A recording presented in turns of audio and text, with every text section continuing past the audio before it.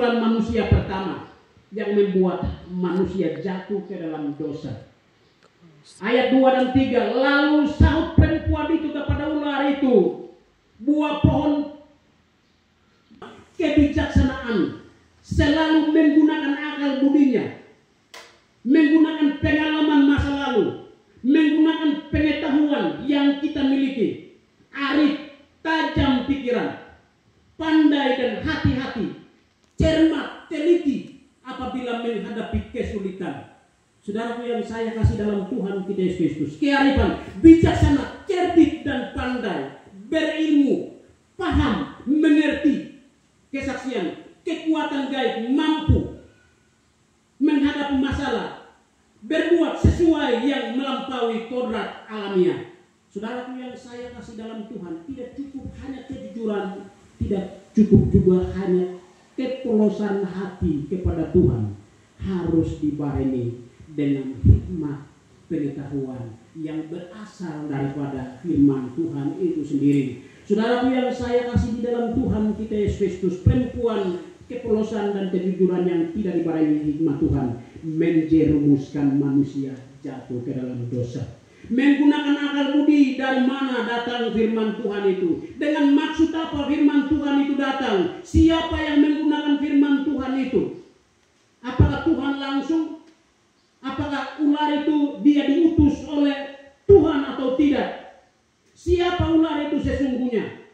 Apa pengalaman dan pengetahuan tentang pribadi yang menyampaikan itu? Firman Tuhan mana yang cocok dengan kondisi saat ini? Siapa yang harus dilibatkan dalam bagian firman Tuhan ini dan lain sebagainya? Saudaraku yang saya kasih di dalam Tuhan kita Yesus Kristus, pikiran-pikiran seperti itu tidak mungkin bersumber dari pemahaman yang lain selain daripada firman Tuhan.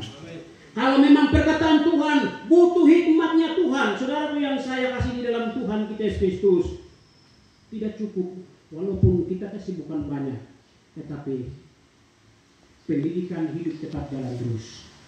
Mengamati situasi saat ini sedang kemana, masa depan akan bagaimana, istri akan bagaimana, suami akan bagaimana ke depan, gereja Tuhan jemaat saya akan bagaimana nantinya, dunia sedang apa, dunia sedang menuju kemana.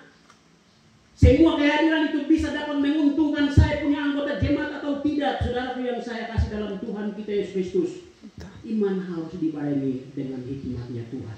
Ketulusan hati yang kita miliki dari Tuhan, kejujuran hati yang kita miliki dari Tuhan harus dibarengi dengan hikmatnya Tuhan.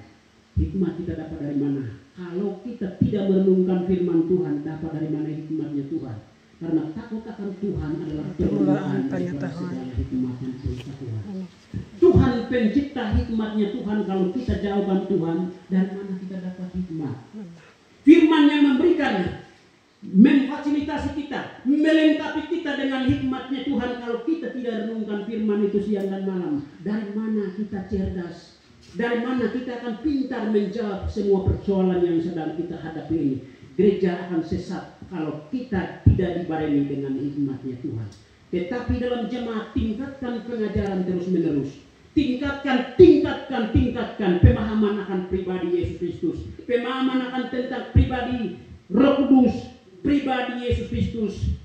Selalu tingkatkan. Saudaraku yang saya kasih di dalam Tuhan Yesus Kristus, bagi saya lebih senang jemaat harus dididik, jemaat harus dicerdaskan, sehingga mereka sendiri bisa mempertanggungjawabkan iman mereka kepada beda iman.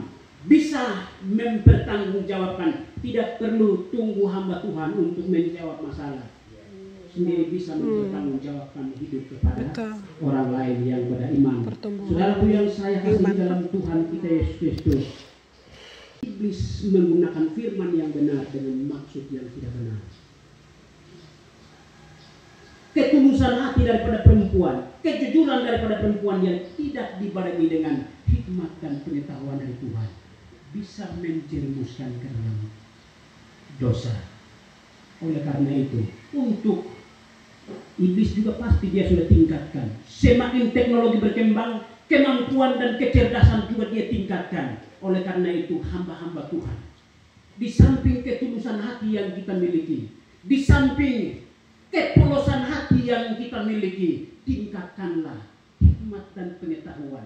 Karena ketulusan hati, kepolosan hati dan kejujurannya itu harus dibarengi dengan pemahaman akan iman yang benar, Tuhan yang benar, firman yang benar, sehingga dengan hikmatnya Tuhan bisa membedakan mana Mesias yang benar, mana Mesias yang tidak benar, mana nabi yang benar, mana nabi yang tidak benar, mana pendeta yang benar, mana pendeta yang tidak benar, mana ajaran yang benar, mana ajaran yang tidak benar. Saudara yang saya kasih, renungan pada siang hari ini menolong kita. Tidak cukup kejujuran dan ketulusan hati, bahkan juga tidak cukup hanya iman saja. Iman sudah cukup. Sekarang kita tingkatkan pemahaman akan iman yang kita imani, sehingga kita bisa mempertanggungjawabkan iman kita kepada orang lain. Tuhan Yesus memberkati.